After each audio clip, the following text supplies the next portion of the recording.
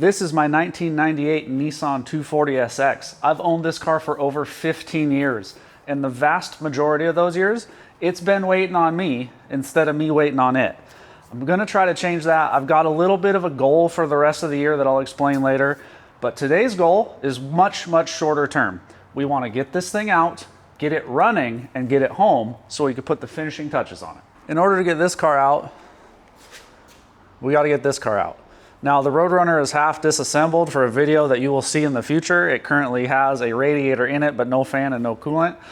So, of course, this is when I chose to work on the car that's directly behind it. First things first is see if this will fire and go out the door.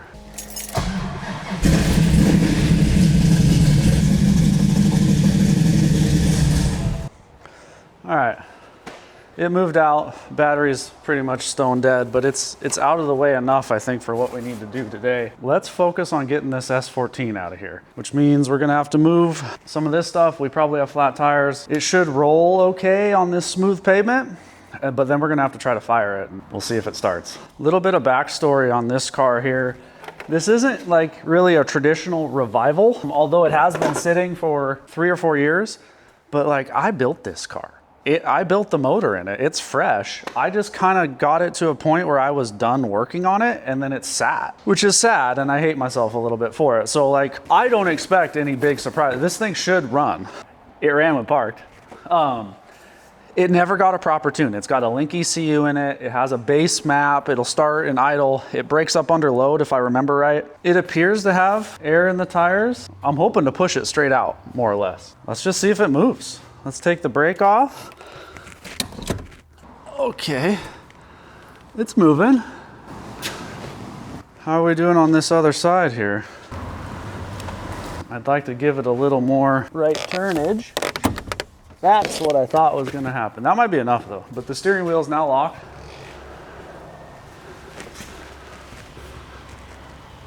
Okay. So dusty.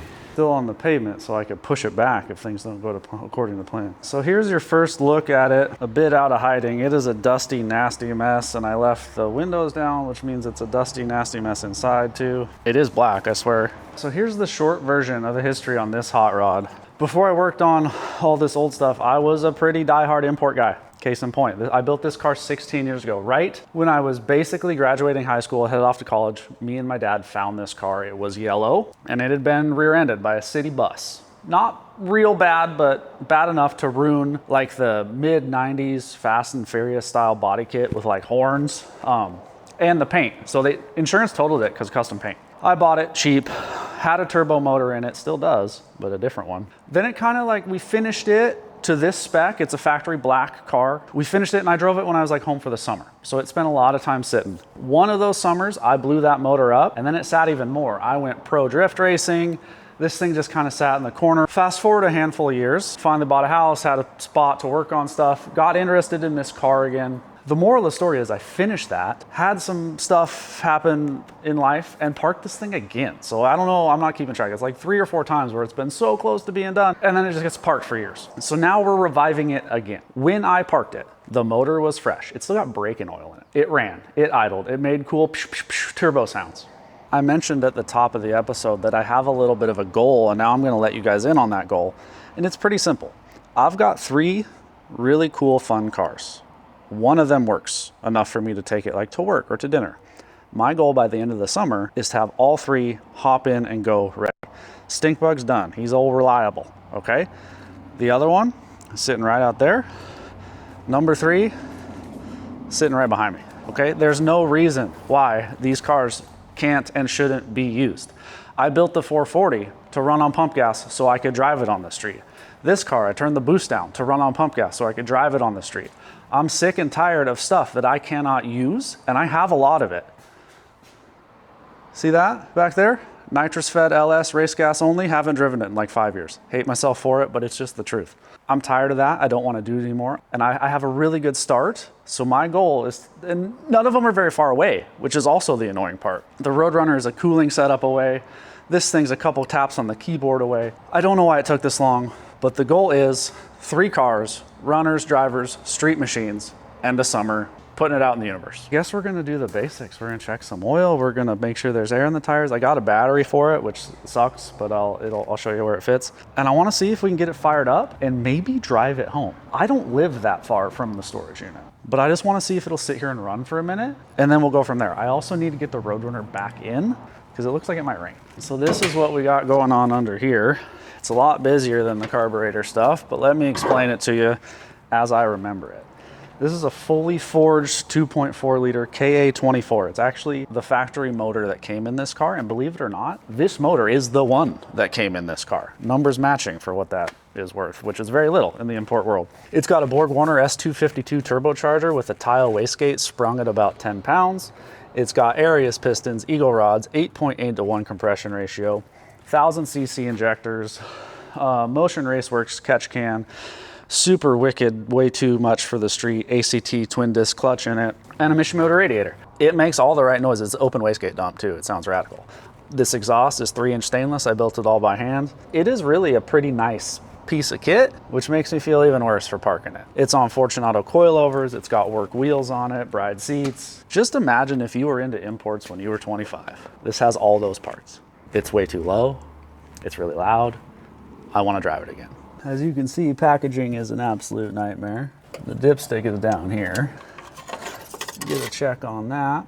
Yeah, the oil's still clean, and it should be because it has about 40 minutes of idle time on it, and that's it. We got oil, we got brake fluid. Does it have coolant in it? It should. Yes, a whole bunch. Wow. I built all this intercooler piping too. Don't look too close because I'm not that good of an aluminum welder. We need to put a battery in it, and I brought 5 gallons of fresh fuel because it's been sitting, and although it does run on pump gas, it is boosted and it might not like running on old pump gas. So I brought 5.5 gallons of fresh premium that I think we're gonna put in it. I have no idea how much is in it right now. I brought my computer too in case we have to plug in, because unlike the other cars and stink bug that run off a 9/16 and a flathead, this one's got a computer that does all of it. The battery setup for this car is stupid, and it's one of the things I want to change. You'll see why once I get back into frame. This is a Superstart lawnmower battery. It's the only thing that'll fit up here between the intercooler piping, and it doesn't even fit that good. I had to machine these brass adapters. There's nothing in the trunk of this car. I would like to move the battery to the back. For now, I think we're just gonna do a little bit of a click like fire test. I'd like to hit the key and see how much fuel is in it. What happens when I put the key in and turn it? Fuel pump prime. Oh, it says it has half a tank. That's unfortunate. It's got power, nothing lit on fire. Wideband was heating up. Let's put that new fuel in it. Fuel door popped open. That's a good start. Put this here. Okay, it's going. I'm gonna be here forever. I know you probably can't tell right now because it's dusty. This car has an incredible paint job on it, and I'd really prefer to not spill fuel on it. I don't necessarily need all this fuel to get home. I need the dilution though, so we're putting it all in. 20 years later, I got all that fuel in it. Only spilled a tiny little bit, and not even on this paint, just the inside paint, which I'll take. Honestly, the tires feel like they have air in them. We might just crank the key on this thing. I hate to be anticlimactic, but since I know the history and I know it ran when I put it in here, I think I'm just gonna hop in and hit the key. See if it cranks, see if it builds oil pressure. I'm sure it's gonna smoke and blow some dust out, but let's just have a look. Oh my God, it's little. I forgot about that. Here we go. Not a lot of battery. That is in fact going to be a problem. All my gauges say bat. That's kind of what I thought. The lawnmower battery didn't do it for us, huh? Weird. Let's try not to put the door into the toolbox. Okay, is it just a bad connection or is it a bad battery? Let's be honest, we both know the answer. Here's my dilemma. My jump box is at home in stink bug. This has a dead battery. This is on the tender because it was acting like it had a low battery. It's outside. I don't want it to be there very long. This is inside, and I probably need to make a trip home to get some sort of battery charger device. So I think I'm gonna push this thing out, close it up, run home, get my stuff, then run back, and I'm gonna leave the Roadrunner in here with the door down. And this will just be free range for a minute. I kind of hate that idea, but I don't know what else to do. We don't have enough juice to turn this thing over. Remember, this car is all electronic. It needs 12 volts. It's not a recommendation. It needs it to fire the injector drivers. The ECU has to power up, all of that stuff. All right, we got some real life Fast and the Furious vibes going on out here. Here's Paul Walker. All right. Yes, I know he drove a Skyline, but we'll take the Nissan thing. There's Dom. Okay, we know he drove a Charger, but we'll take it. Don't tell anybody that neither of them run right, because they look really cool right now. All right, I gotta move some stuff around and get this blue car back in here before I leave.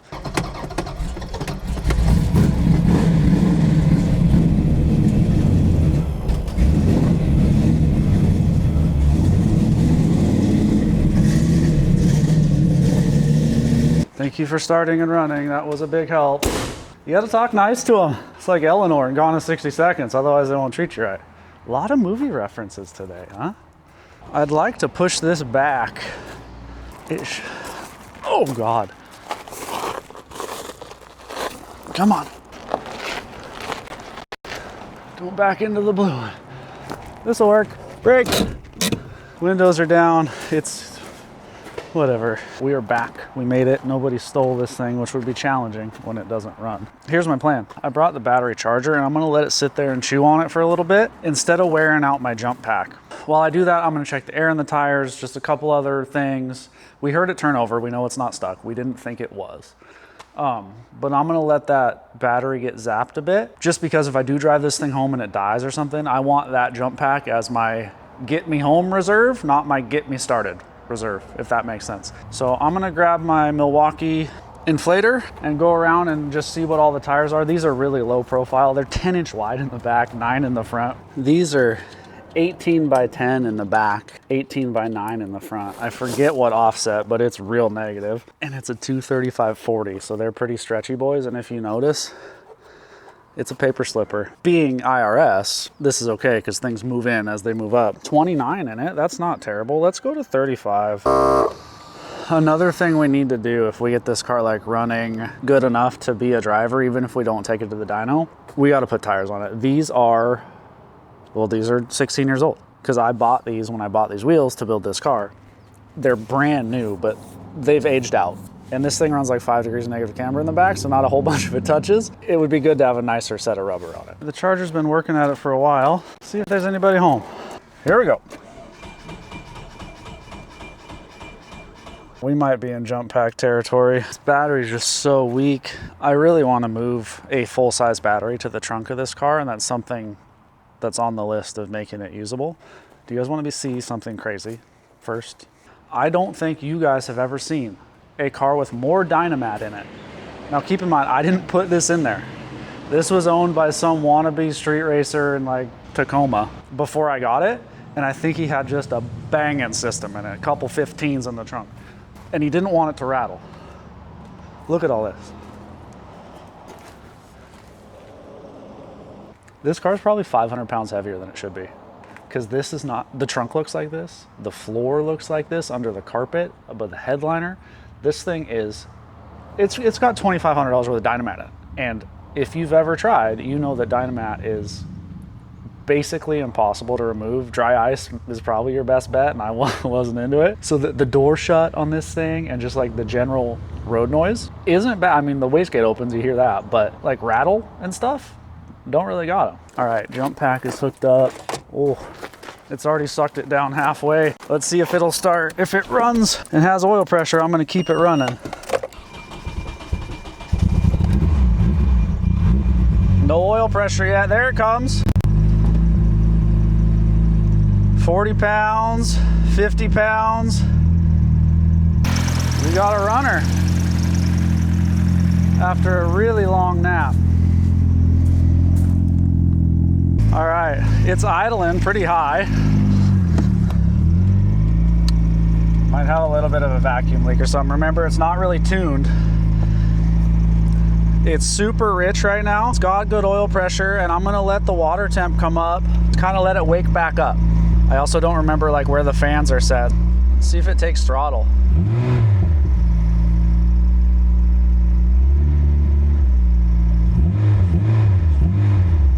It's crisp. Fans aren't on yet. That's the lack of the tune, you hear the surging. Fans just came on. That seems a little early, but that's not terrible.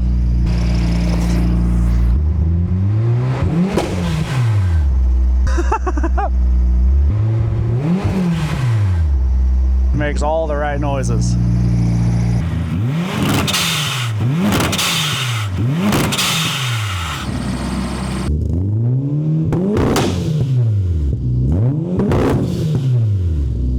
We got fans on, got some squeaky belts. What's our fuel pressure? Can barely see it. These motors are supposed to run at 43.5 pounds of fuel pressure. We're right about there.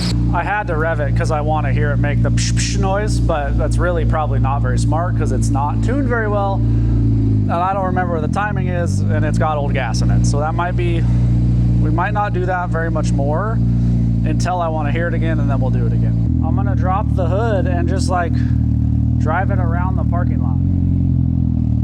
See if like the clutch and the brakes and all that stuff works.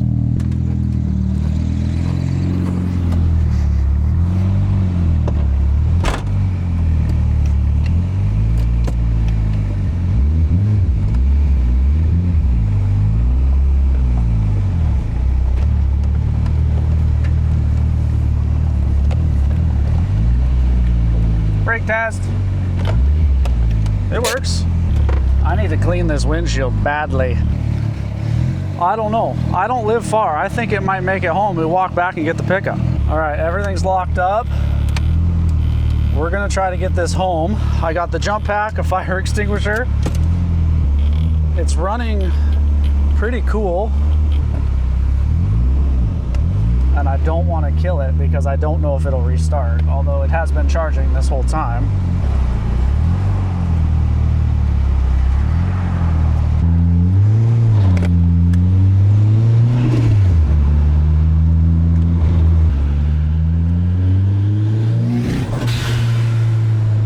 Man, it makes the right noise. There's a car. I'll do that again in just a minute. Watch the AFR, we're tuning now. Right now it's stoic, it's not bad.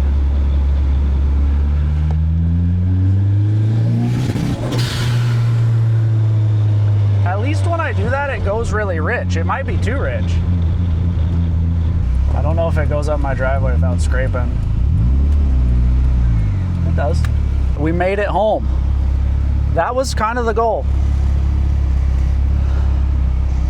Smells a little stinky. I'm running the fan. I think that's just the sitting. So I'm gonna shut this off, leave it here. We're gonna walk back and get the black truck, and then we can work on everything here.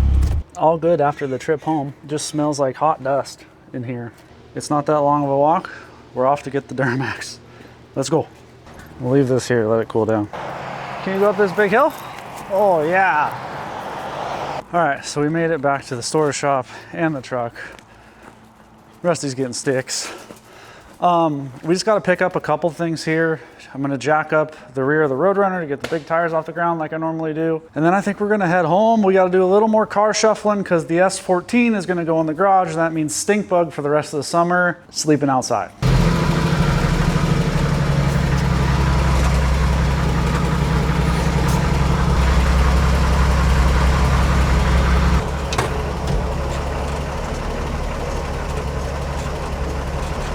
It's important to mention that this doesn't mean we're done with stink bug. Doesn't mean we're done with the Roadrunner. Remember, the goal is 3 working cars that I could hop in, take to dinner, take to work, take wherever, and have them not stress me out. Does it have enough battery to start itself? Man, I was different shaped when I bought these seats. If somebody had a perfect set of S14 seats, I'd think about it. I really would. Oh, it started. It didn't really want to, but it did. That's chattery. I wonder why that is. Now that I got all the cars shuffled around and everything moved inside, I actually think I'm gonna push it back outside because I want to spray it off. Now, I don't know if you can tell from where you're sitting, but let me tell you that this car has one of those paint jobs that stresses me out because it's really nice and fancy, and it is absolutely covered in dust from just sitting right now. So I don't even think I'm gonna scrub on it, but I'm gonna hit it with the foam cannon and then just hit it with the pressure washer. That's gonna take, like, see all the fingerprints from when we were pushing it. I hate touching it when it's this dirty, especially a black car, because you're just baking scratches into it. I don't want to tear the door off if it takes off on me, but here we go. We'll e-brake it out. That'll work. This thing has like weather stripping and stuff. So I think like the Roadrunner doesn't have any weather stripping, especially like around the trunk area, and it gets wet in there. This one shouldn't be like that. So I think we can spray it as much as we want, kind of.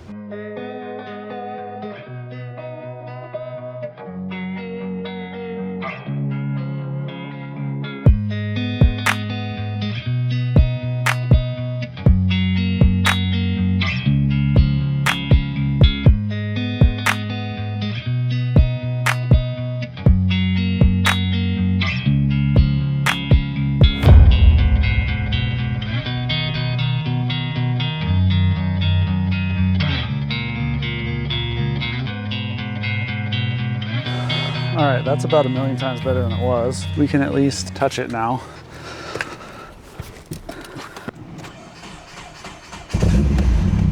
There we go. What about this wiper? Oh yeah. The neighbor's house over here is for sale and they're doing an open house today. This is a good test for the neighbors.